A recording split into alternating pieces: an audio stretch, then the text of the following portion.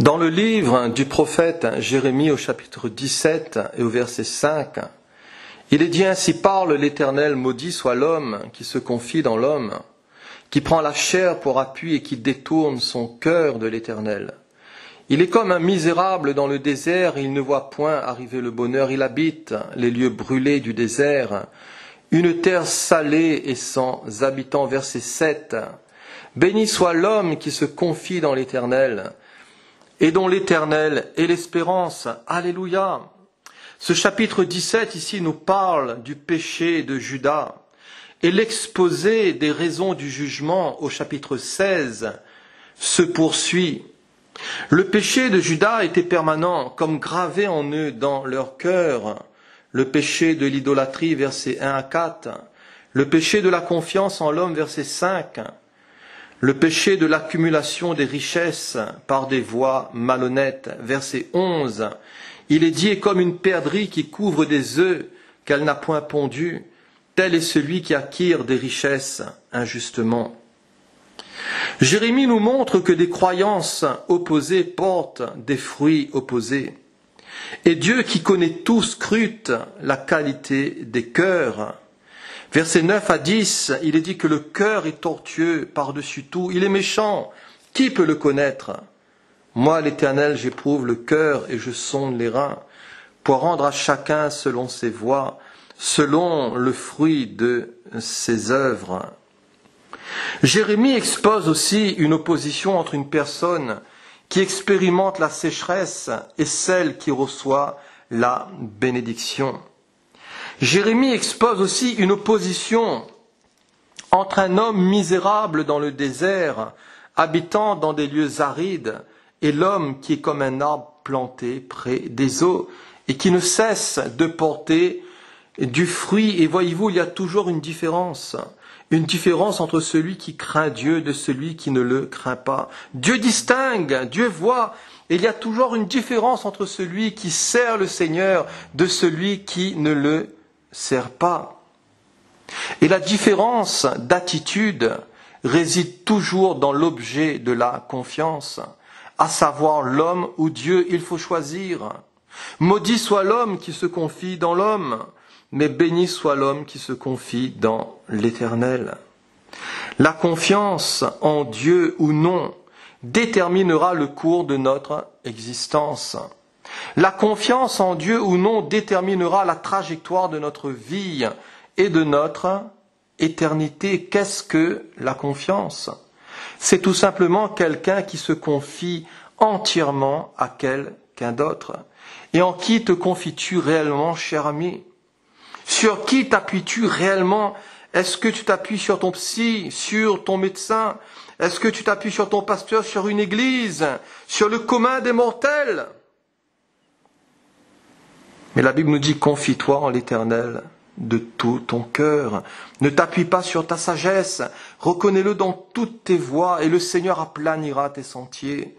Ne sois point sage à tes propres yeux. Crains l'Éternel et détourne-toi du mal. Ça sera la santé pour tes muscles et un rafraîchissement pour tes os. Un cœur entier. Une vie de dépendance et de sanctification. Le rejet aussi de la sagesse humaine. Et ce sont, voyez-vous ici, des éléments d'une foi vivante qui plaît au Seigneur. Alléluia. L'incroyant, lui, a confiance dans son propre cœur, dans ses propres voies, dans sa sagesse humaine, terrestre, charnelle, voire diabolique. Et le livre des Proverbes nous dit: celui qui a confiance dans son propre cœur est un insensé. Pourquoi? Parce qu'il se croit en sécurité. Mais la Bible nous dit que la sécurité des insensés les perd. Et combien, voyez-vous, qui se croient en sécurité dans ce monde à cause de leur prospérité, voyez-vous, ils sont à l'aise, ils sont heureux, ils sont en bonne santé, rien ne les tourmente. Ils goûtent à la réussite, au bonheur, et ils se disent: c'est mon argent, c'est ma réussite, c'est ma prospérité. Dieu n'y est pour rien, ce Dieu je ne le connais pas. Cela est dû uniquement à mes efforts, à mon intelligence, à mes capacités. Et beaucoup de gens, voyez-vous, raisonnent ainsi. Ils sont gras, ils sont replets, et ils se moquent de Dieu. Ils ne font pas cas de lui, ils le méprisent. Certains le méprisent ouvertement, pointant, voyez-vous, leur poing vers le ciel, mais d'autres l'insultent dans leur cœur, voyez-vous, se repaissant dans leur orgueil, dans leur raisonnement, dans leur intelligence, dans leur diplôme, et leur cœur insensé les perdent. Dans Luc chapitre 12 et au verset 12, il nous est parlé de cette parabole du riche insensé. Et cet homme va raisonner en lui-même et il dira, mais mon âme, tu as beaucoup de biens en réserve pour plusieurs années. Repose-toi, mon âme, mange, bois et réjouis-toi. Mais Dieu lui dit, insensé, stupide, fou, cette nuit même ton âme te sera redemandée. Et tout ce que tu as fait, tout ton travail, pour qui cela sera-t-il? Il en est ainsi, voyez-vous, pour celui qui amasse des trésors pour lui-même et qui n'est pas riche pour Dieu. Voyez-vous, c'est le cas de beaucoup de gens autour de nous qui se confient dans leur argent, dans leur trésor, qui se confient dans ce monde, mais qui ne se confient pas dans le Seigneur. Et ils ne réalisent pas qu'ils sont en danger de mort. Ils ne réalisent pas, voyez-vous, qu'ils vont directement vers la mort, vers la perdition, à cause de leur rejet de Dieu, à cause de leur confiance dans leur propre cœur, à cause de leur confiance dans l'homme.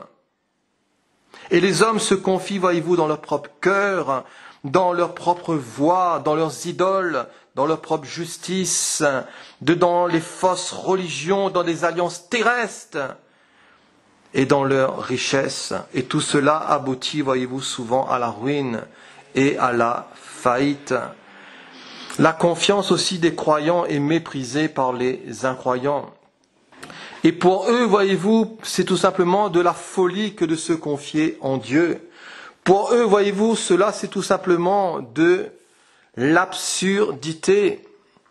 Et dans Ésaïe chapitre 36, il nous est parlé de l'invasion de Juda par Sanchérib. Et la 14e année du roi Ézéchias, Sanchérib, roi d'Assyrie, monta contre toutes les villes fortes de Juda et il s'en empara.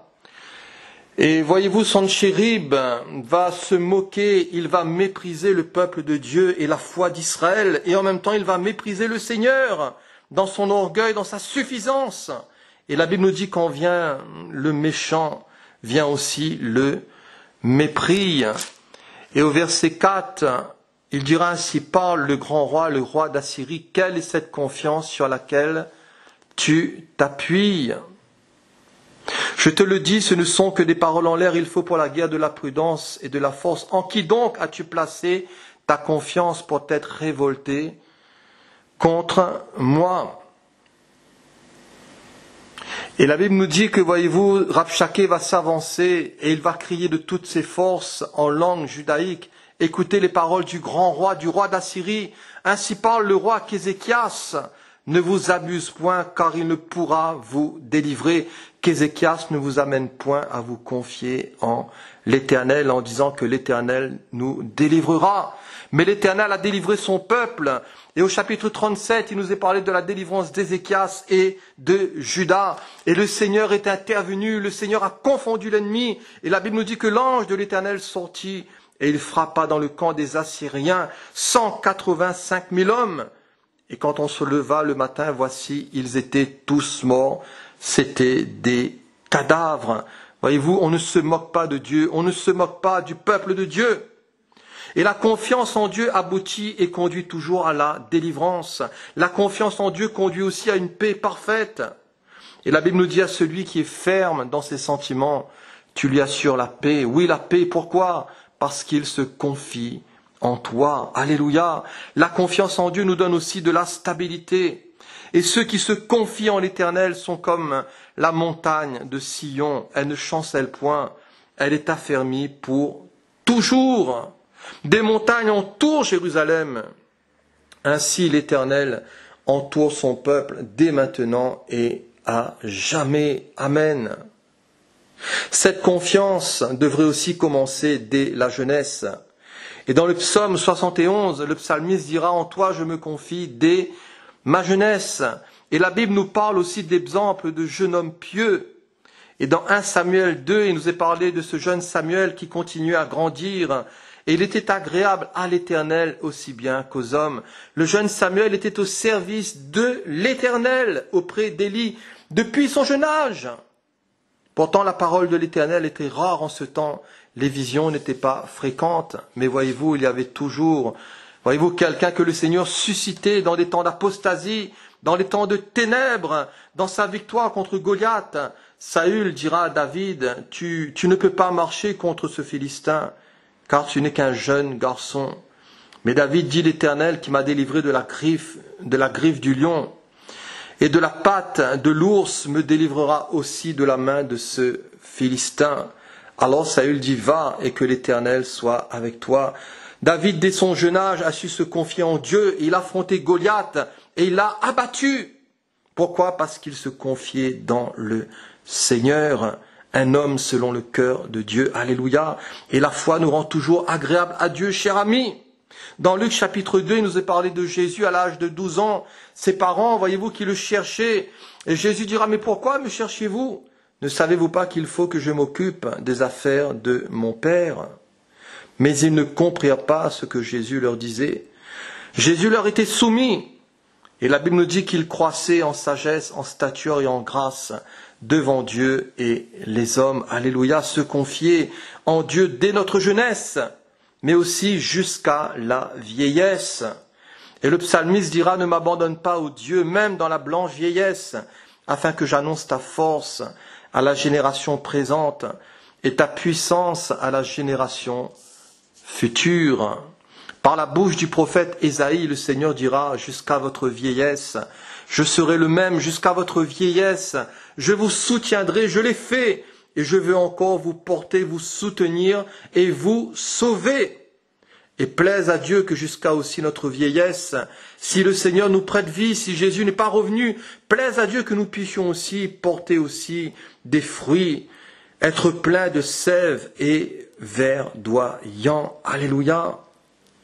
Quelle doit être la base de notre confiance en Dieu? La base de notre confiance doit être les Écritures. Et ta parole est une lampe à mes pieds et aussi une lumière sur mon sentier.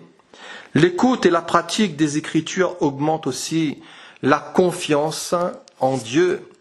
Et dans Proverbes chapitre 22 au verset 17, il est dit, prête l'oreille, écoute les paroles des sages, applique ton cœur à ma science, car il est bon que tu les gardes au-dedans de toi et qu'elles soient toutes présentes sur tes lèvres, afin que ta confiance repose sur l'Éternel. Je veux t'instruire aujourd'hui, oui, toi.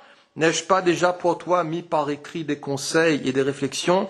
N'ai-je pas déjà mis pour toi par écrit des conseils et des réflexions pour t'enseigner des choses sûres, des paroles vraies, afin que tu répondes par des paroles vraies à celui qui t'envoie? Suivre les instructions divines ne feront qu'affermir notre foi et notre confiance en Dieu. Et le secret d'une vie heureuse réside toujours dans la confiance dans la parole de Dieu. Et dans le psaume 1er, il est dit, heureux l'homme qui ne marche pas selon le conseil des méchants, heureux l'homme qui ne s'arrête pas sur la voie des pécheurs et qui ne s'assit pas en compagnie des moqueurs, mais qui trouve son plaisir où? Dans la loi de l'Éternel et qui la médite jour et nuit. Il est comme un arbre planté près d'un courant d'eau qui donne son fruit en sa saison et dont le feuillage ne se flétrit point. Tout ce qu'il fait lui réussit. Alléluia. Question, quel temps consacrons-nous aux Écritures? Quel temps passons-nous avec la parole de Dieu? Combien de chrétiens voyez-vous qui lisent très peu la Bible? Et beaucoup, malheureusement, voyez-vous, négligent cela. Combien qui connaissent à peine leur Bible après tant d'années de conversion? Voyez-vous, ils se contentent tout simplement d'un sermon dominical. Ils se contentent d'un culte par semaine. D'autres, voyez-vous, cherchent à connaître Dieu par des rêves, par des visions, par des songes. Mais ils ne connaissent pas la parole. Voyez-vous, ils ne plongent pas leur regard dans la loi parfaite, dans la loi de la liberté. Ils ne méditent pas cette parole jour et nuit, ils ne la serrent pas dans leur cœur. Et voyez-vous, c'est un dommage. Ayons notre propre investissement de la parole. ayons notre propre recherche, faisons nos propres études. Pourquoi faire confiance à Dieu? Parce que d'éternité en éternité, il est Dieu. Avant que les montagnes fussent nées et que Dieu ait créé la terre et le monde, d'éternité en éternité, il est Dieu. Alléluia. La terre a été créée par sa puissance, le monde a été fondé par sa sagesse et les cieux ont été étendus par son intelligence. Qui connaît mieux l'homme que Dieu? Personne, le Créateur, lui qui a tout créé. Et contrairement aux hommes, Dieu a le pouvoir d'accomplir ce qu'il dit et de réaliser ses plans et ses desseins. Alléluia. Pourquoi faire confiance à Dieu? Parce qu'il en est digne et qu'il ne nous trahira jamais. La confiance trahit. As-tu déjà été, cher ami, trahi? Dans Juge chapitre 14, il nous est dit que Samson a été trahi par sa femme qui va révéler l'énigme aux enfants de son peuple. Samson dira, mais si vous n'aviez pas labouré avec ma génisse, vous n'aurez pas découvert mon énigme. Samson aussi a été trahi au chapitre 16 par Delilah et fait prisonnier des Philistins. Et chaque jour, elle le tourmentait, elle l'importunait. Et la Bible nous dit que Samson va lui ouvrir tout son cœur et lui dira d'où venait sa grande force. Et Samson a été trahi dans sa confiance. Mais le Seigneur ne nous trahira jamais. Cher ami, tu peux en être certain, tu peux en être sûr. L'homme peut te trahir, la femme peut te trahir. Mais le Seigneur ne te trahira jamais. Alléluia. Pourquoi faire confiance à Dieu? Parce que son amour ne change pas et que toute chose concourt aussi au bien de ceux qu'il aime. Et quand les montagnes s'éloigneraient, quand les collines chancelleraient, mon amour ne s'éloignera point de toi et mon alliance de paix ne chancellera point. Pourquoi faire confiance à Dieu? À cause de l'alliance en Jésus-Christ. Cette alliance nous offre une pleine sécurité, la sécurité de la croix, le sang d'une alliance éternelle pour la rémission des péchés. Alléluia. Dieu est aussi fidèle et sa bonté atteint jusqu'aux cieux et sa fidélité jusqu'aux nues. Sa fidélité est un bouclier et une cuirasse et elle nous guide. Envoie, ô Dieu, ta lumière et ta fidélité, qu'elle nous guide et qu'elle nous conduise à ta montagne sainte et à tes demeures. La Bible nous dit celui qui nous a appelés est fidèle. Et c'est lui qui va nous diriger, c'est lui qui va nous affermir et c'est lui aussi qui va nous préserver de toute chute et du malin. Gloire au Seigneur. La confiance en Dieu s'accompagne aussi de bonnes œuvres. Et dans le psaume 37, verset 3, il est dit « Confie-toi en l'Éternel et pratique le bien ». Et la foi sans les œuvres est morte. Quand devons-nous faire confiance à Dieu? Nous devons lui faire confiance en tout temps. Le psaume 62 nous dit « En tout temps, peuple, confiez-vous en lui, répandez vos cœurs en sa présence, en tout temps, en toute époque, en toute saison, dans une existence continue. » Le psalmiste dira « Je bénirai l'Éternel en tout temps et sa louange sera toujours dans ma bouche. » Pourtant, voyez-vous, le psalmiste, il a connu des sommets, mais il a connu aussi des vallées. Il a connu des moments de bonheur, mais aussi des moments de malheur. Mais il dira, je bénirai l'Éternel en tout temps. Et plaise au Seigneur aussi que notre foi soit ferme, que notre foi soit inébranlable. Cher ami, peut-être que tu passes par un mauvais moment dans ta vie. Peut-être que tu es éprouvé de plusieurs manières, et non pas seulement une épreuve, ni deux, mais plusieurs épreuves, et tu souffres durement. Mais lève tes yeux vers le ciel. Bénis le Seigneur, loue ton Dieu, prie-le en langue dans ta chambre, prie Dieu dans l'esprit, invoque le nom de Jésus. Que sa louange soit toujours dans ta bouche, prie Jésus, chante Jésus, et le Seigneur enverra la délivrance dans ta vie, et tes mauvais jours ne seront tout simplement plus que de mauvais souvenirs, parce que le Seigneur fait toutes choses nouvelles, et parce que le Seigneur ne t'a pas oublié. Alléluia. Peut-être que l'homme t'a oublié, peut-être que ton mari t'a oublié, peut-être que ta femme t'a oublié. mais le Seigneur ne t'oubliera jamais. Alléluia. La confiance en Dieu est associée aussi à la prière. Et il est dit, faites en tout temps par l'Esprit toutes sortes de prières et de supplications. Veillez à cela avec une entière persévérance. Le modèle de la prière et le modèle de la confiance absolue dans ce domaine, c'est qui? C'est Christ, l'homme Christ, qui est aussi l'intercesseur parfait. Alléluia. Pour terminer, vivons près de Dieu. Connaissons le Seigneur et cherchons à mieux le connaître. La Bible nous dit, espère en l'Éternel, fortifie-toi et que ton cœur s'affermisse. Espère en l'Éternel. Amen. Que Dieu vous bénisse, chers amis. Alléluia.